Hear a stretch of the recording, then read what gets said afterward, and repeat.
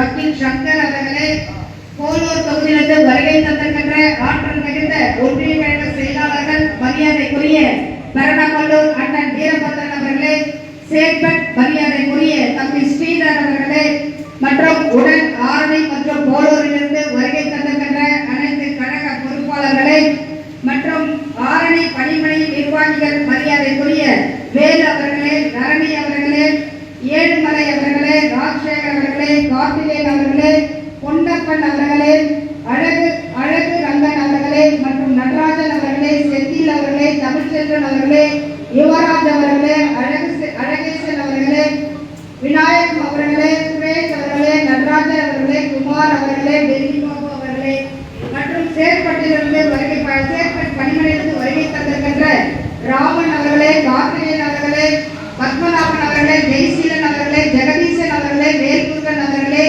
செல்வம் அவர்களே மற்றும் மேடையில் அமர்ந்திருக்கின்ற காலத்தின் நலன் கருதி ஆரணி, செய்யாறு, மத்தவாசி, போலூர் சட்டமன்ற தொகுதிக்கு வருகை தந்திருக்கின்ற அனைத்து கழக பொறுப்பாளர்களே, பாசத்திற்கும் பண்பிற்கும் உரிய அண்ணா தொழிற்சங்க நிர்வாகிகளே, உங்கள் அனைவருக்கும் என்னுடைய நெஞ்சார்ந்த மனமார்ந்த நன்றியையும் வணக்கத்தையும் தெரிவித்துக் கொள்கின்றேன். இப்போது தொழிற்சங்கத்தை பற்றி அண்ணன் அவர்கள் இருவரும் தலைவராக இருந்தாலும் சரி, பொதுச் செயலாளர் அவர்களும் மிக விரிவாக எடுத்து கூறியிருக்கிறார்கள். அது மட்டுமல்ல, அனைத்து இந்திய அண்ணா திராவிட முன்னேற்ற கழகம் என்பது நேற்று பெய்த மழையில் இன்றைக்கு முளைத்த காலம் அல்ல.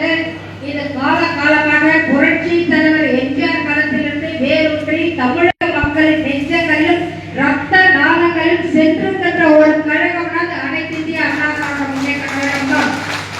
இன்றைக்கு ஏற்பட்டிருக்கின்ற சோதனையானது அனைத்து இந்திய அண்ணா திராவிட முன்னேற்ற கழகத்திற்கு புதிதல்ல. புரட்சி தலைவர் எம்ஜிஆர் காலத்திலும் சந்தித்த சோதனை தான், புரட்சி தலைவி அம்மாவுடைய காலத்தில் சந்தித்த சோதனை தான், அண்ணன் எடப்பாடியார் அவருடைய காலத்தில் சந்தித்த சோதனை தான். மீண்டும் அண்ணன் எடப்பாடியாருக்கு ஒரு சோதனை வந்திருக்கிறது. இதையும் அண்ணன் எடப்பாடியார் உறுதியாக வெல்வார். அவருடன் தமிழக மக்களும் சரி, அனைத்து இந்திய அண்ணா திராவிட முன்னேற்ற கழகத்தில் ஒரு உண்மையான தொண்டர்களும் சரி, பொறுப்பாளர்கள் சரி, அண்ணன் அவருக்கு உறுதியாக இருக்கின்றார்கள். ஏதோ கனவு கண்டு கொண்டு இன்றைக்கு விட்டில் பூச்சி போல இன்றைக்கு விண்வெளி பூச்சியாக இருக்கின்ற விஜய் கட்சியில போய் மந்தையாக யாரு சேர்றாங்கன்னு பாத்தீங்கன்னா, இந்த அனைத்து இந்திய அண்ணா திராவிட முன்னேற்ற கழகத்துல கோடி